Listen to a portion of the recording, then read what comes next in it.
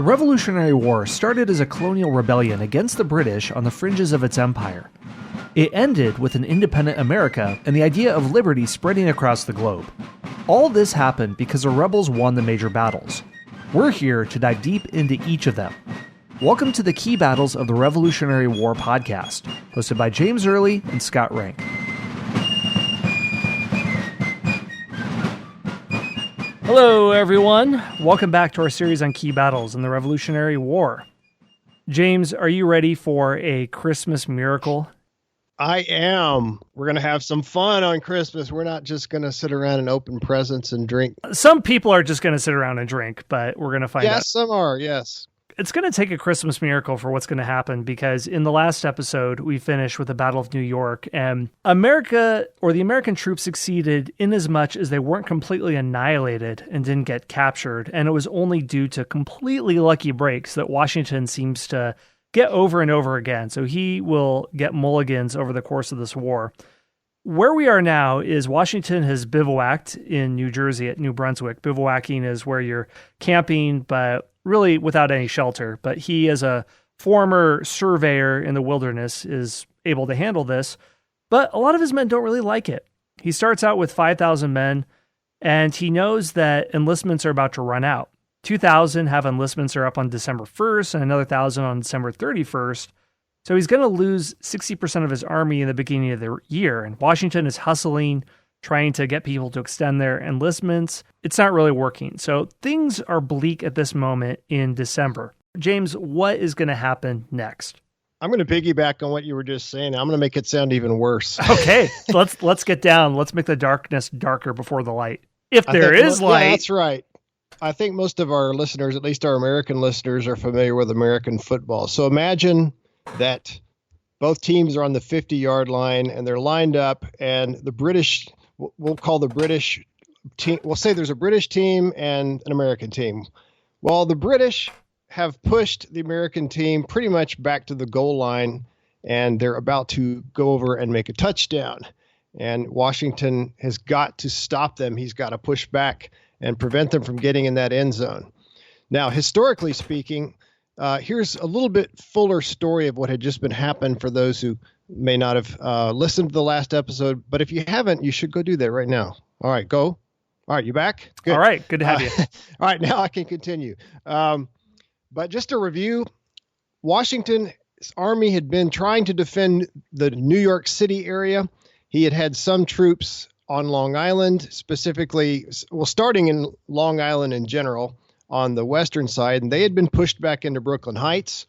And then the British were closing in on Brooklyn Heights, and Washington evacuated them overnight thanks to some fog and some other bad weather.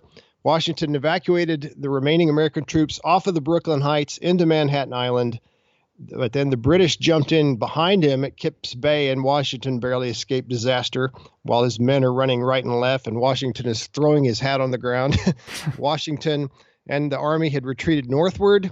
They'd taken a stand at Harlem Heights and held off the British just for a little while, and then they had retreated further north and been defeated at White Plains. And then finally, they had to go into New Jersey, and the British were nipping at their heels. And finally, as you mentioned, they've gone all the way across New Jersey and even across the Delaware into Pennsylvania. So the British now controlled not only New York City, but pretty much all of New Jersey. And the British Army is starting to knock on the door, figuratively speaking, of Philadelphia. Ooh, the They're capital. only 30 miles. Yeah, 30 miles out. And that's not good, because that is where the Congress is. And that's essentially, for all intents and purposes, Philadelphia is the capital of the United States right now, or the British would say the capital of the rebellious provinces. Depends on your perspective, right, Scott? Yeah, but I like that phraseology. It's very dignified. Very dignified, yes, sir. But anyway, so Congress has already fled. They've already gone to Baltimore, which they believed was safer. It was certainly a little bit further away. So it's up to Washington to stop this British juggernaut that's pushed him back. You know, how many miles? I don't even know exactly how many, a couple hundred miles or maybe more. I'm not good with the geography there. But let's talk about that British Army a little bit more. Now, the British Army, of course, General William Howe was the overall commander, but Howe liked the comfortable life. Howe is not a man that loved to be out in a tent in the middle of winter. So he sends Cornwallis out to pursue Washington. But when Washington and his army crossed the Delaware River into Pennsylvania, Cornwallis decides, nah, that we're good. We've pushed him out of 2 states now. That's good enough. So, and Howe agreed with him, and Howe ordered Cornwallis and the British Army to return to New York City for the winter. And Cornwallis was actually planning to go to London. It's nice to be a general, isn't it, Scott? Yeah, a nice little international trip in the middle of the war, whatever. Yeah, you could just, I need a break. Can I go? General Yeah, Patton sure. will just go to the South Pacific to unwind after D-Day. Just relax. Yeah, things had changed by then, hadn't they? But the things were different back in the 1700s, especially in the British Army, and especially for a general. Yes. I think it's in the book, The Killer Angels, in the movie Gettysburg, where General Lawrence Chamberlain says there's nothing closer to God than a general on a battlefield. So this is an illustration of that. Cornwallis is just going to hand it over to somebody else and take a little vacation. Now let's talk about Washington's army. Washington's army was down to only about 2,400 men, which was just slightly more than 10% of its strength at the Battle of Long Island. And enlistments were due to expire at the end of 1776. So here we are in late December 1776, and by the end of 1776, only a couple of weeks, that army is going to be pretty much gone. It's just going to disappear. Everybody's going to go home, and that's it. So things are really, I can't stress how bad they are for Washington and the Patriot cause. It looked like the army was just not going to exist. Washington was in despair. He wrote to his cousin, and he said, I think the game is pretty near up. Now, I mentioned that the British Army left Washington and went back to New York. However, they did leave some people to guard against Washington trying anything funny. So they left groups of soldiers at several key places in New Jersey, near or on the Delaware River, which was the border with Pennsylvania. And a lot of these little detachments that they left behind were Hessians. We'll talk a little bit more about Hessians. We'll take a few minutes later to kind of go into more detail about them. But for now, let's just say that you have several small garrisons of Hessians to protect the British Army from the Americans. And one such post was the city of Trenton, New Jersey. Meanwhile, back in, not just in, I started to say Washington, like Washington, D.C., but all right, that's anachronistic. That's not going to come around for a long time still. But back in Baltimore, where the Congress is meeting, as well as in the Army camps, some people are starting to talk about the possibility of replacing George Washington. Now, it's hard for us to imagine because we have 20/20 hindsight and we know what effective leader Washington was. But of course, they did not know that at the time. And if you were one of Washington's subordinates or if you were a politician in Congress at the time, all you could think of was this is the guy that just lost New York. He lost New York City. He lost several other places in New York State. He's lost New Jersey. All he ever does is retreat. We've got to get rid of this guy. We need somebody who actually attacks and fights. And this is a really good point to be able to get into history as if you were there and realize that there are multiple outcomes that are possible. This is something that's constantly taken for granted when people look at history, but the people in the story themselves do not know the future. We know that cognitively, but we forget that when we're actually thinking about the story. Washington hasn't had great victories at this point, so it would make sense. He's not a career soldier. People are jockeying for power, so it makes sense that people are asking these questions, not that they're foolish. Yeah, you've got these ambitious two-star major generals and brigadier generals, and to a lot of people, Washington just looked like a loser. I mean, name one battle he's won. Crickets chirping. Nothing, except unless you count the Battle of Harlem Heights, which is very minor, more like a skirmish. But so, yeah, we think of these guys and we think, oh, my gosh, how could you even consider replacing George Washington? But at the time, they could be forgiven for thinking that he needed to be replaced. It's like, we need somebody who fights. The army's about to disappear. We need somebody who can rally the troops. So what's his plan to do that? Washington is saying, hold my beer. Or hold my Madeira. Hold my tankard of Madeira, yeah. He did like beer too. But so here's what he did. Washington realizes it's all or nothing. You know, the chips are down. and I'm up against the wall, and let me come up with 3 more cliches. But Washington has got to get gutsy. He's got to roll the dice. Okay, so he comes up with a bold plan. He decides he's going to take the fight to the Hessians. So he's going to cross the Delaware River during the night and attack the Hessians at Trenton. To do this, he's going to rely upon John Glover and his Marblehead, Massachusetts ferries, or ferrymen, I should say. They don't have boats there. They're going to have to commandeer them, and you'll talk about that in a minute, so I'll pass that over right now. But he's got to come up with boats, and these men from Massachusetts have got to ferry Washington and the Army across the river. On Christmas Day was the plan, or the evening of Christmas evening, I should say, the evening of December 25th. With a river that's got big chunks of ice in it, and it's going to quite possibly be snowing or sleeting or something. So what could possibly go wrong? It's like everything. But Washington realizes he's got to do something. He can't just sit around, or the army, as we've already said, is going to disappear. By the way, he trusted Colonel John Glover from Marblehead, because these are the same, he and his men are the same people that ferried Washington and the Army from Brooklyn to Manhattan overnight that probably saved the Revolution, to be honest with you, back earlier in the year. So Washington's going to cross the main body of his army across the Delaware, as I mentioned. He also wanted to send 700 men under a man named James Ewing to cross the Trenton Ferry and seize the bridge over the Assunpink Creek. Now, folks, you're going to have to get a map that this is just south of the town. I will give you a very simple mental map. Think of a box. That's our map. And then draw a line from east to west. If you want to get technical, it's actually northwest to southeast, a little bit diagonal. That's the Delaware River. Trenton is on the north, or the top, from your perspective, the top side of the river. Washington, the Army, are further to the left and on the bottom side of the river. They're on the west side of the river. Okay, so you're going to have 2 different groups cross, and then a third detachment would attack a group of the Hessians at Mount Holly, which is at a different location, to keep them from reinforcing Trenton.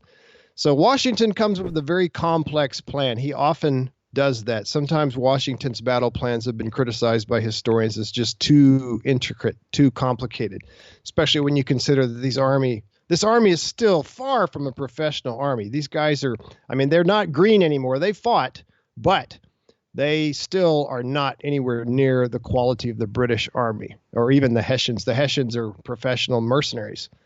So, and as it turns out, neither of the second 2 groups succeeded in their mission, but they did, at least the one group at Mount Holly prevented the Hessians from reinforcing Trenton. Okay, so that's the plan. 3 different groups are going to hit Trenton from 3 different sides, but the main body will cross upriver west of Trenton, cross into New Jersey, and march straight to the right or to the east toward and attack Trenton. They're going to surprise them. Washington realizes that the Hessians are Germans. They will have been partying hardy. They'll be celebrating Christmas. No Christmas for the Americans. Sorry, guys, you got to work. but the Hessians are going to be full of food, full of drink. A lot of them will be asleep. And so the plan is to hit them even before the break of dawn, or right at the break of dawn. Yeah, this plan does rely on a lot of moving parts coming together. I suppose we could compliment Washington by building in a lot of redundancies, and it's good that he did, since a couple of the groups didn't even make it. But there is something he does on the way there that helps his plan succeed. When the Continental Army goes to Princeton on December 2nd, Washington leaves a blocking force there in case Cornwallis showed up. Then he took the rest of his men to Trenton. Then Washington ordered his troops to seize all the boats on the Delaware River and bring them to Trenton. So now the Americans could cross the river at will, and Cornwallis couldn't. So this is another complication that could have sprung up, but what Washington prevented. That's the plan in motion. Before we get to it, let's take a closer look at our friend the Hessians. We've talked a little bit about them in previous episodes, that they're from Germany. They're pretty rough. The British have told them horror stories about what the Patriots or colonists will do to them if they're captured. But let's take a look at our good friend the Hessians. What should we know about them, James? Yeah, let us talk about the Hessians, Scott. Ja, das ist wunderbar. Das ist gut, ja. Okay, sorry, that's all my German for today. The Hessians, as we've already touched on, they were German mercenaries. So they're professional soldiers who are there for the paycheck. They don't care about the glory of the British Empire or anything like that. They're just there to make a buck in the best way they know how to do, and that's by killing people very efficiently.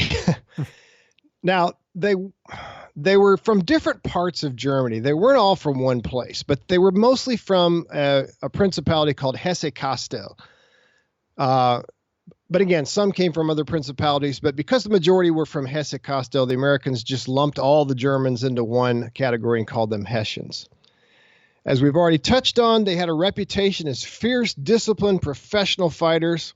And just for fun, because I'm obsessed with facial hair, I think I'll mention the fact that they had long mustaches. That's fair. I studied the Ottoman Empire. Half of that history is about people's different mustaches. So let the mustache facts come. Absolutely. Yeah. So that was kind of their, what would you say? Their mark of distinction, their calling card, their mustaches, when 99% of men at the time were clean shaven, or at least were supposed to be. And these Hessians made up as much as 1/3 of the British forces. So there's quite a few of them there. And as Scott already touched upon, Americans, Scott, you talked about what the British told the Hessians about what the Americans would do, but the Americans had the same opinion as the Hessians. The Americans considered them as barbaric thugs, just like Huns almost. I think of how the Americans called the Germans Huns in World War I and World War II. So I don't know that they used that term back then. I haven't heard of it, but same idea. Like these guys are going to, rip your head off and show it to you as you die. Well, I guess that's impossible. But you get the idea. Rip your heart out and show it to you as you die, or something like that. I don't know. I just made that up. But interestingly enough, though, this is an interesting fact I ran across. Hessians had a tendency to just disappear and just to melt into the wilderness and start a new life in the Americans. So I think some of them, Scott, the reason they came over was not just the paycheck, but a chance at a new life. They thought, I'll go fight a battle or two, and then I'll just disappear. Yeah, and they're also very good at desertion. Let's not take that away from them. Yeah, so they're professional deserters as well as professional fighters. And after the war, this is getting ahead, but I just thought I'd mention it. 5,000 to 6,000 of them stayed in the United States. So I think quite a few people, I can't prove this, but it would seem reasonable to assume that quite a few people today of German descent may be descended from a Hessian. So that's kind of an interesting thought, isn't it? Yeah, very reasonable. Now, specifically in Trenton, the Hessians had 1,500 men, and their commander was a fellow named Colonel Johann Rall. And Rall and the Hessians knew the Americans were there. They weren't blind, deaf, and dumb. I mean, they knew there were Washington. In fact, they were put there to kind of keep an eye on Washington and his army. But they didn't pay a lot of attention to them. Listen to what Johann Rall, this is what he wrote. He said, "We don't need trenches or fortifications. The rebel soldiers, those country clowns, they are almost naked, dying of cold. They have no provisions or blankets. Let them come. We shall welcome them with our bayonets." And that, of course, falls into the category of be careful what you wish for, because you just might get it. So that's extreme arrogance on the part of the Hessian commander. He was certainly right about them being almost naked, dying of cold, no provisions or blankets. That was essentially correct. But calling them country clowns, that's just a little bit arrogant. And we don't need trenches or fortifications. Well, why don't we just see if that turns out to be true or not? All right. So as we mentioned, it's Christmas Day, and the Hessians were celebrating Christmas with much food and drink, and most of them, or if not all of them, fell into a sound sleep. Now, I do want to put one thing to rest here. If you read older books, or if you watch older documentaries and stuff, they'll say that when the Americans arrived, the Hessians were all drunk or hungover.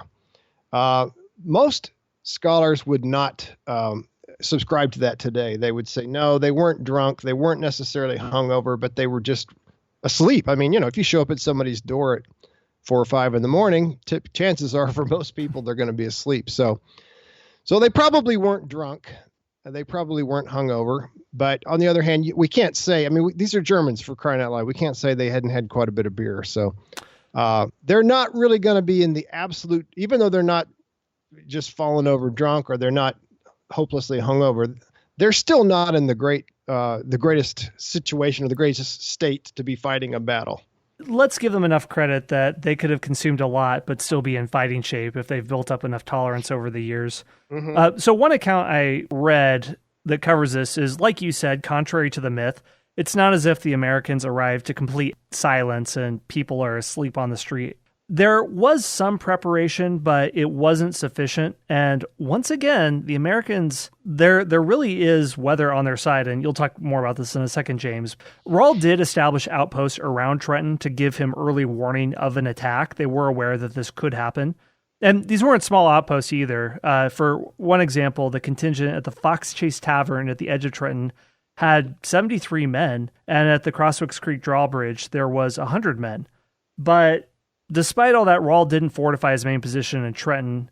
He thought that his men could turn out rapidly when they were warned by warning shots and defeat any Patriot force against them. So there were preparations, but we're going to see how sufficient they were. That's my little 2 cents there.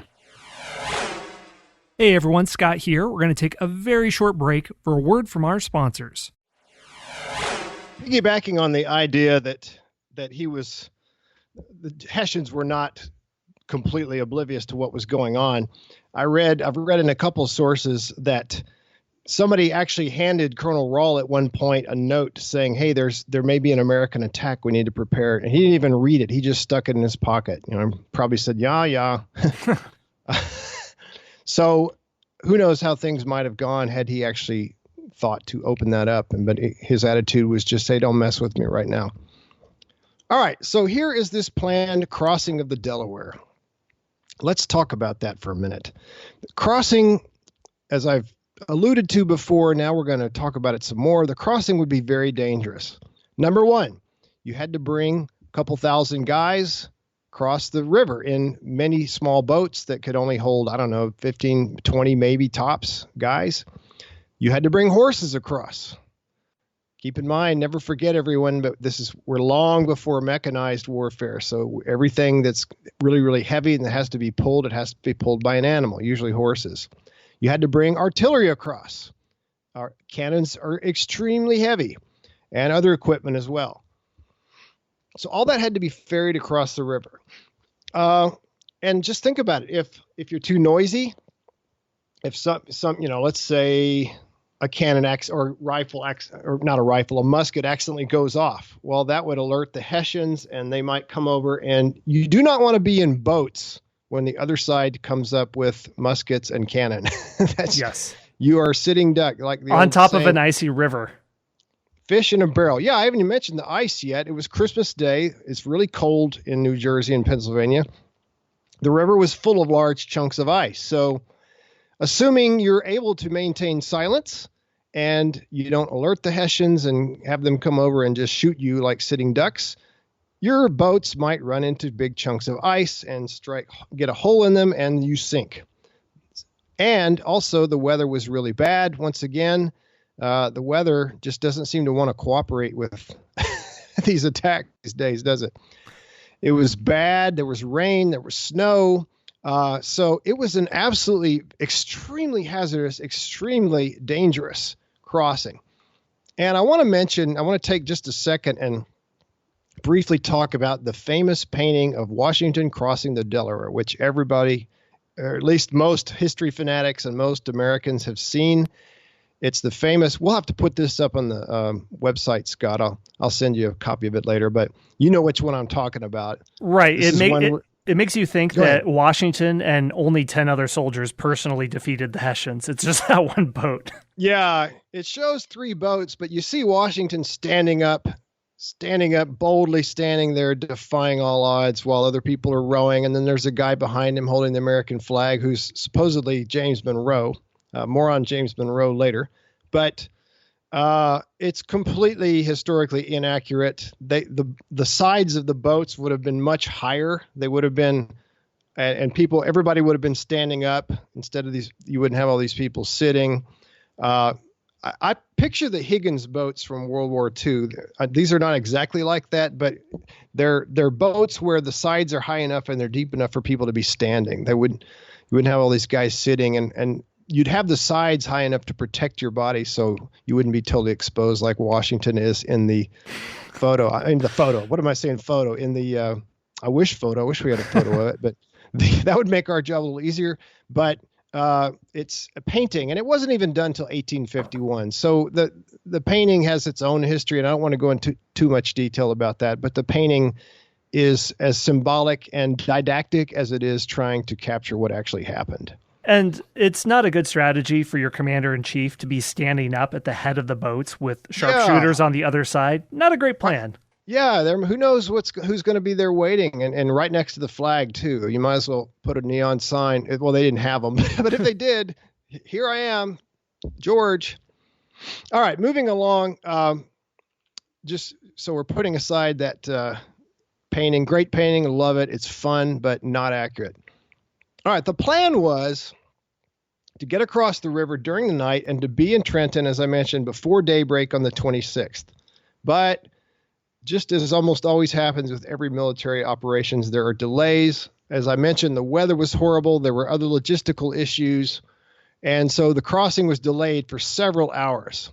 The last soldiers did not get across the river until 3 a.m., which is way behind schedule, which meant they weren't going to get to Trenton until after daylight had already dawned and several hours into the day. So that's really bad for the Americans.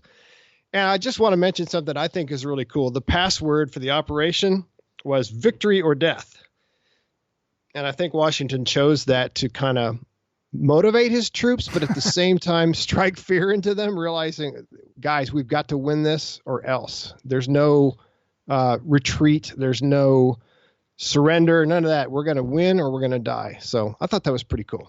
It's pretty on the nose. He knows how to handle messaging and slogans. I want to mention, too, what James talked about earlier, the three-prong attack. This is just one of the three prongs. And what's also happening at the same time with this complex plan, there's the main attack going on, composed of two columns under Nathaniel Greene and John Sullivan of about 2,400 troops and 18 cannon. They'd cross the Delaware 9 miles north of Trenton. Then a second assault would be made across the river at the Trenton Ferry by 700 Pennsylvania militiamen under James Ewing to seize the bridge that James talked about. And the third party, led by John Collider, would cross at Bristol. But we're going to see that it's not as clean as that. So anyway, let's go back to Trenton. So what's happening at Trenton? Yeah. Washington doesn't know this, but as we mentioned earlier, the two other prongs, not the one that Washington was leading personally, but the other two, they don't get the job done. Although, well, one of them partly gets it done, but it's pretty much Washington and his 2,000, 2,400 or so, or else. So the Americans with the 2,400 guys, they marched towards Trenton. They began at 4 a.m., just 1 hour after everybody had gotten across. As they marched, many left trails of blood from their bleeding feet. A lot of these men had literally no shoes left, or if they did, the shoes had holes in them, and some of these guys are in their bare feet, walking across snow, not fun. When they got to 2 miles outside the town, the soldiers were startled by the sudden appearance of 50 armed men. All of a sudden, poof, here's 50 men armed. That wasn't part of the plan. But as it turned out, they were American. And this small group had actually attacked a Hessian outpost earlier. Washington was not happy to hear this, because he thought that they would have been put on guard. In other words, these 50 guys blew his cover. They spoiled the surprise. And Washington, in a rare instance of him losing his temper, we talked earlier about how he had a ferocious temper, but he was good at keeping it under control. But here he loses it, and he says, you, sir, may have ruined all my plans by having put them on their guard. You can imagine the poor guys. I'm sorry. Yeah, man. But as it turns out, they actually did just the opposite. The 50 men who attacked the Hessian outpost actually helped Washington and contributed to the sense of surprise. Why, you say? Well, it's because, as we mentioned earlier, Rall had been warned and had hints about a possible American attack. And so he thought this group of 50 men that attacked the outpost, he thought that was the attack. So when they fought off the 50 men and the 50 men disappeared, Rawl probably thought, oh, that was it. All right, we fought them off. Now back to the party. So it's kind of interesting. It's an interesting irony. Whereas Washington thought this attack of these 50 men had blown his cover, in fact, it actually contributed to his cover. So there you go. Never know how things are going to work out. The luck just never stops with George Washington. Yeah, he really is lucky. So the Army finally reaches Trenton about 8 a.m.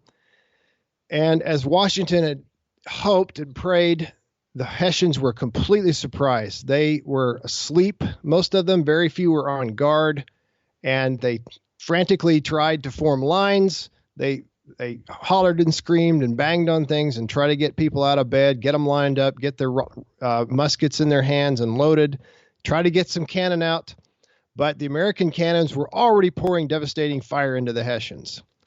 And I should mention here, I love to drop names, so why not? Let's drop a name here. Part of the American artillery was commanded by a young captain named Alexander Hamilton. Yeah, another cameo. Alexander Hamilton. I won't sing the whole song, sorry.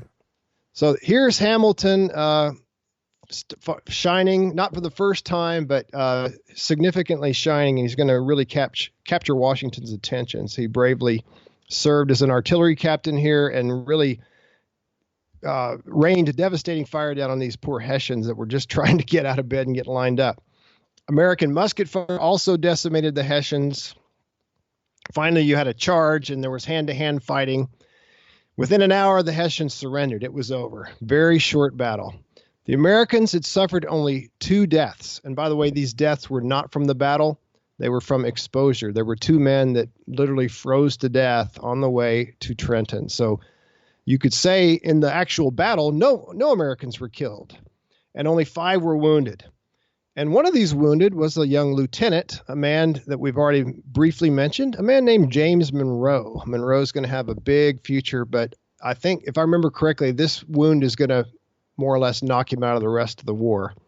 But he'll be back, and he's going to do a lot of things, but that's in another series, right, Scott? Yeah, we'll think up something. Long after the Revolution. If you want to know his fighting prowess, you can listen to Presidential Fight Club and see how he fares there. Yeah, pretty tough customer. Not the toughest we've ever had, but certainly no wimp. He took a bullet for the team right here. All right. On the Hessian side, you had 22 killed, including Colonel Rawl, 83 wounded, and between 8 to 900 surrendered and became prisoners. So that's a huge blow. If you have people surrender and you take them prisoner, you might as well have killed them because they're out. And at least 500 or so escaped. By the way, those 500 that escaped, remember how we talked about Hessians deserting, listener? Well, I bet you quite a few of those probably never reported back for duty. I can't prove that, but I mean, why would you when you could maybe go get a job on a farm somewhere, especially if you spoke English? But so it's a devastating blow. It's a huge win for the Americans. As I mentioned before, 0 killed in the battle, only 2 killed on the march on the way up there, 5 wounded compared to 22 Hessians killed, 83 wounded, and 800 to 900. Most of the army was captured or killed or wounded. Only a few escaped. And like I said, most of those are probably not going to be back. So the Americans' morale is greatly boosted by this. It's not like this is some huge major battle. This is not like the Battle of Gettysburg or even Bunker Hill, but it's what it does for American morale up and down the colonies, not just among the army, is as much or more as it does militarily to hurt the Hessian and the British cause. We'll see later how important morale is, because although Washington struggles with attrition in his army, the flip side is that the British would sometimes complain that their armies seem to come together out of thin air, where in better times enlistments can seriously spike. So something that is a major morale victory and can be used by propagandists can really have a strong effect, and then success can beget success as more people join. A couple of things on legends surrounding this battle and then what else is happening at the same time. James mentioned earlier that Colonel Rahl, the story is that when he was playing cards, he received a note from a Tory spy that Washington was closing in on Trenton, and then Rahl just stuffed it in his pocket without reading and went back to his round. And it was only found and read by Rahl when his tunic was being removed after he was mortally wounded. So don't know if that's true or not, but great story. What Washington learns after the battle is only after the battle he learns that his units never got into the fight. Cadwalader, in charge of the 3rd Assault Party, he only crossed 600 troops at Bristol, and then he withdrew with the rest of his force when they were unable to follow through. And General Putnam, who was supposed to arrive with reinforcements from Philadelphia, never arrives at all. So Washington only had a fraction of the force that he intended to have at Trenton, even though he had prisoners that required a substantial guard force. At this point, he deems it prudent to withdraw back across the Delaware. So that's where we are now. Anything else before Second Trenton? Anything else you want to mention, James? No, I think we are ending on a high note, so that's good. Finally, some good news for the Americans. All right, that's an important lesson, to quit while you're ahead. All right, well, that's all for this episode. We'll see you as things follow up afterwards with the Battle of Second Trenton, and we're going to see what happens at Princeton. See you there. Thanks for listening to the Key Battles of the Revolutionary War podcast. If you'd like more info, go to keybattlesoftherevolutionarywar.com, where you'll find show notes, maps, and other resources that we talk about in these episodes. And if you like the show, please rate and review us on the podcast player of your choice. It helps us grow the show and reach new listeners. Until next time, my friends, grab your tankard of ale or glass of Madeira and raise a toast to liberty.